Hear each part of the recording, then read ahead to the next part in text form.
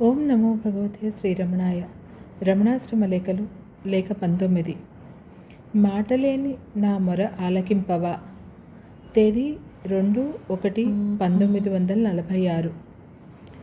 జగదీశ్వర శాస్త్రి గారని నీవు చూశావు కదూ. వారిక్కడుండగా ఒక కుక్క వారితో తిరుగుతూ ఉండేది. ఆ కుక్క చాలా బుద్ధిశాలి.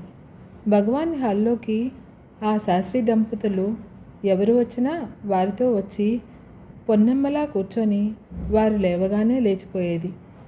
దానికి ఆ గృహిణి దగ్గరే మరీ ఎక్కువ చనువు. హాల్లోకి రాకుండా చేయాలని మన వాళ్ళెంత ప్రయత్నించినా అది మానలేదు.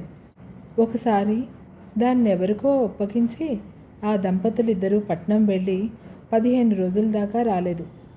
అది మొదట 4-5 రోజులు హాల్లో వెతికి చూసి హాలు చుట్టూ తిరిగి వారు వెళ్ళే చోట్లన్నీ వెతికి విసిగి ఏమీ తోచక కాబోలు ఒక ఉదయం సుమారు 10 గంటలకు భగవాన్ సోఫా దగ్గరకు వచ్చి తదేక ధ్యానంగా శ్రీవారిని చూస్తూ నిలిచింది. నేనా ముందరి వైపే కూర్చొని ఉన్నాను. భగవాన్ పేపర్ చూసుకుంటున్నారు. కృష్ణస్వామి వాళ్ళు ఎంత అదిలించినా పోలేదు. నేను చెప్పా బొమ్మని. కదల్లేదు. ఈ అలజడి విని భగవాన్ ఇటు చూశారు. దాని వాలకం, మన వాళ్ళ హడావుడి కాసేపు గమనించి పేపర్ అవతల ఉంచి దాని భాష మౌనం వల్లనే గ్రహించినట్లు చెయ్యి ఊపుతూ, ఏమిరా, ఏమి, మా వాళ్ళు ఎక్కడికి వెళ్ళారని అడుగుతున్నావా? ఓహో, సరి తెలిసింది. వారు పట్నం వెళ్ళారు. ఇంకొక వారంలో వస్తారు.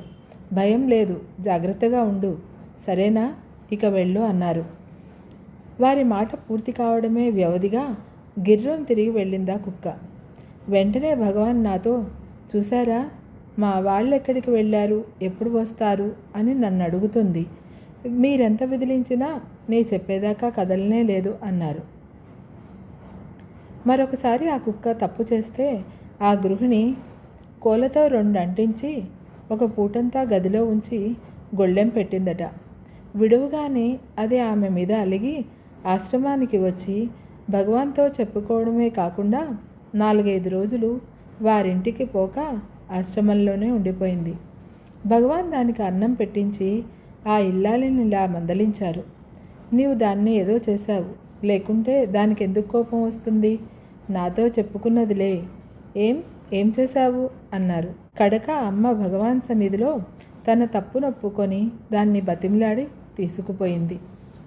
ఇక సెలవు. నీ సోదరి.